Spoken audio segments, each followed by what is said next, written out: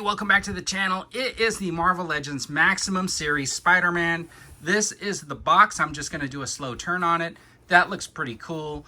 I was not going to get this if it was over $39.99, but it ended up being like about $10 more. I'm kind of glad I did get it just because I am super curious about the articulation and stuff. Unfortunately, I have been seeing some pictures of some really bad QC on the figure, so we're going to take some pretty good look at the paint on this and the paint to look for any blemishes and stuff like that. If you see something I don't see, make sure you point it out in the comments because a lot of times I miss stuff like that. Anyways, let's open it up and take it out of the box. All right, before we get into the Spider-Man figure, I just want to show you, it does come with this little stand, this little web piece right here. It's like a web shield is what it is. It's got that little Captain America hook on there. It's got these two webs. They don't have wires in them, so they just kind of like hang. It's got this little piece here, which is okay. It's got these nice shooting hands that have like the webs coming out. It's got these kind of like wall crawling hands. It's got these shooter hands without the webs. It's got some grippy hands so you can have them holding stuff. Then he's got these two ungloved hands, which look like they're getting ready to shoot webs. He's got this one web piece like this, and then of course he's got his Spidey sense. That's all pretty cool. He comes with two alternate heads. One is the Peter Parker and comes with an alternate Spider-Man head. We'll just have to compare the two of those side by side and see what the difference is. But anyways, those are the accessories. As promised, here is the side by sides. Oh, let's see.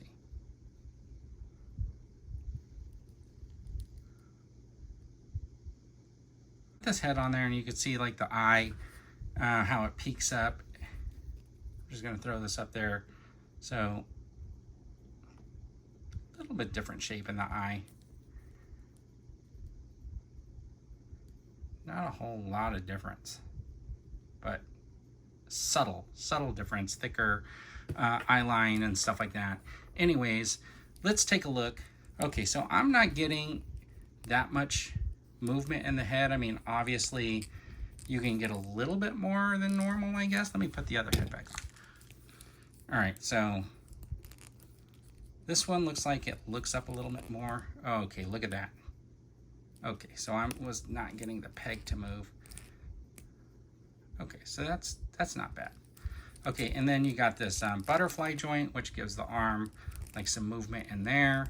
You got that upper double elbow, you got the forearm, the wrist, you got this upper body movement, feels like a regular Legends almost. Then you got that ab crunch. There's no waist swivel, so the only swivel is in this upper part of the body. Then of course you got this leg. Oops. So I guess if you tilt his body forward, he does get that up there pretty good. He's got the double jointed leg, and then the foot peg, and then the ankle, and then a swivel right here. So, and then looks like a swivel right there. So I'd like to do this and see how tight I could get him into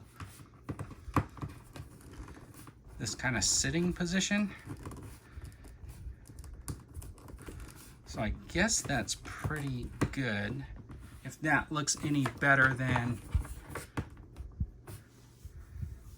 yeah, I guess a little bit more. A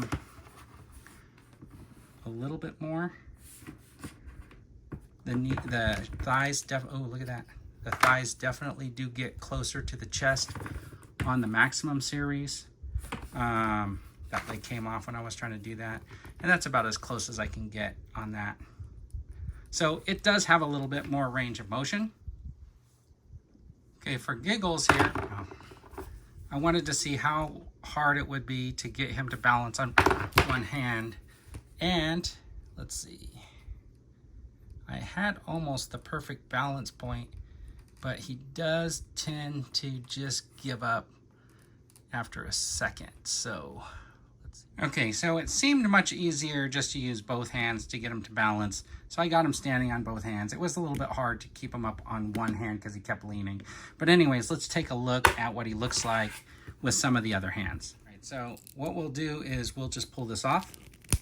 and it just pops off really easily. And then you just kind of just force that in there, and look at that.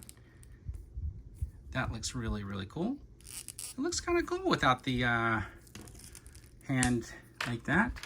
And then let's see. Just stick this part back on. Hand comes out fairly easily, and then the next thing you know, you got him shooting a web. So that is pretty cool. Now let's just check out what he looks like as Peter Parker. And there you have the Peter Parker head sculpt.